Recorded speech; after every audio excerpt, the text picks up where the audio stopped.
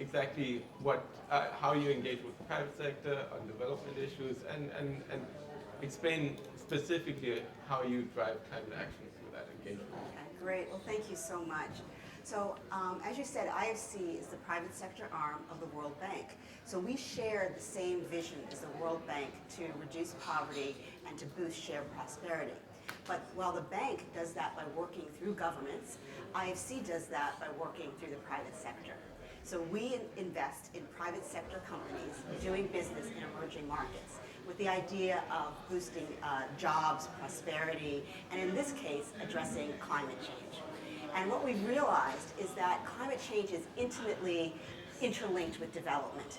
So all of the development gains that we've made over the last decades could easily be eroded by climate change if we don't address this issue now. The World Bank did a study that showed that over 100 million people could fall back into poverty if we do not address the issues of climate change, both the mitigation of climate change, meaning bringing down the amount of greenhouse gases that are emitted, as well as adaptation of climate change, which means preparing ourselves for the changes that are to come. Absolutely. So when you invest in companies, do you screen them for climate risk, or how exactly do you make sure that the climate solutions are incorporated in those investments? Right, thank you. So there are different ways that we engage.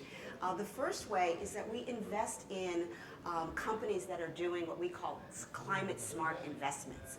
And those climate smart investments are helping to reduce greenhouse gas emissions. So that's clean energy, renewable energy, energy efficiency, green buildings, things like that, which will help transform our economy from a high emissions economy to a low carbon economy.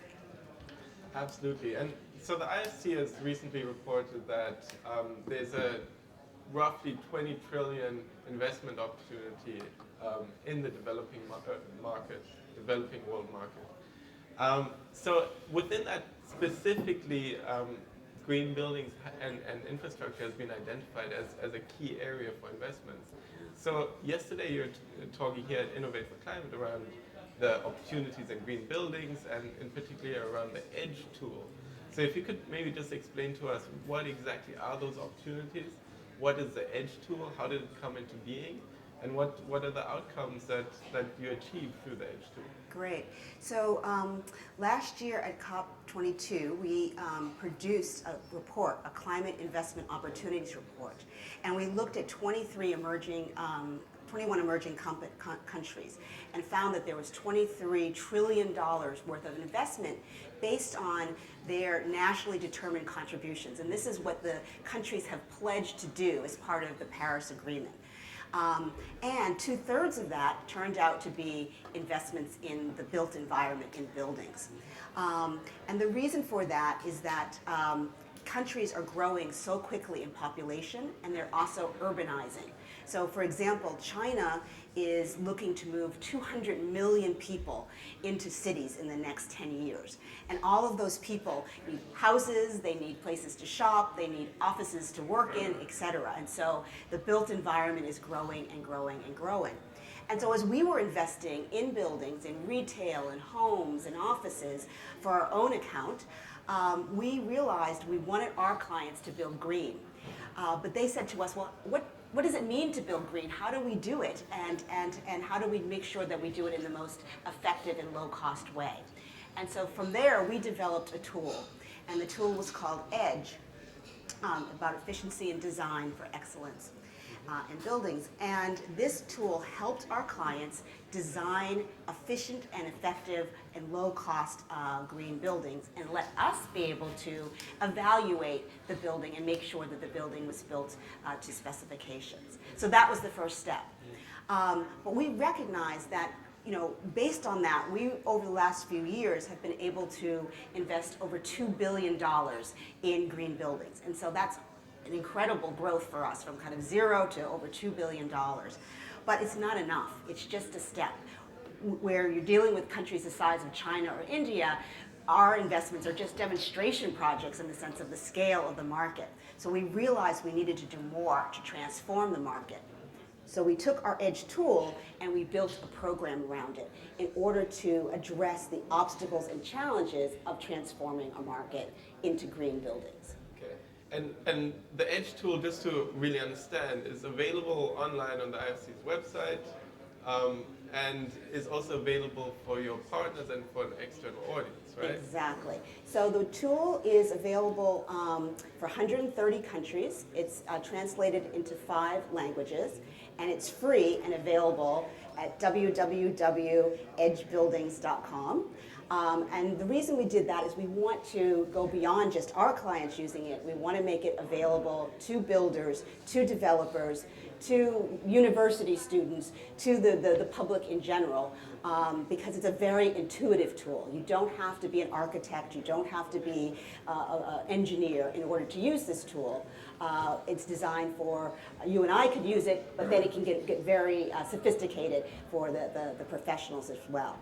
But the most important thing is that we design not just the tool is at the heart of the program, but the program addresses the different components and the different people who are involved in the building community.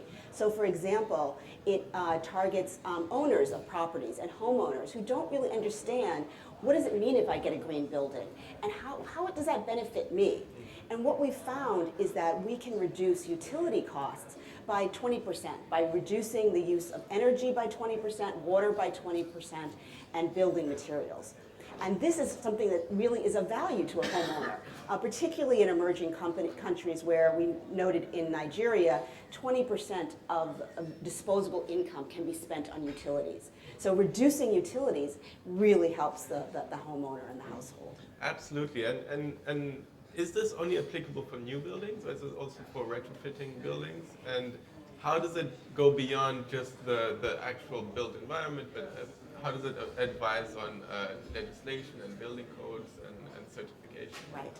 So where we started was with new buildings because, as I said, in the emerging economies, we are building so quick and so fast. That is really where we wanted to make sure that we did not lock in inefficient buildings for the next 30, 40, 50 years. So we focused on that. We focused on all building types, and we're expanding, starting with homes, retail, hotels, office, and just recently we expanded the tool for industrial and warehousing. So we're building the tool out step by step.